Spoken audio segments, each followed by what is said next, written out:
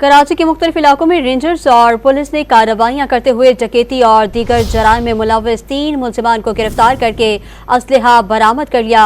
मज़ीद तफसीलात जानते हैं डॉन न्यूज़ के नुमाइंदे मोहम्मद बिलाल से। मोहम्मद बिलाल, क्या तफसीलात हैं आपके पास, आगाह कीजिएगा।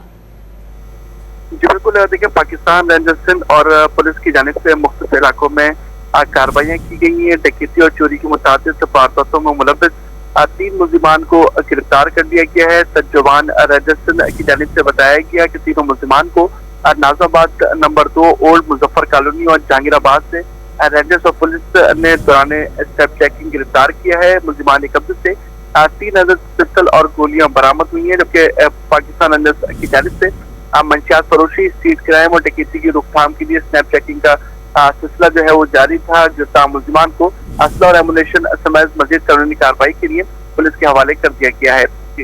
मोहम्मद बिलाल, तफसीलात से आगाह कर रहे थे, आपका शुक्रिया।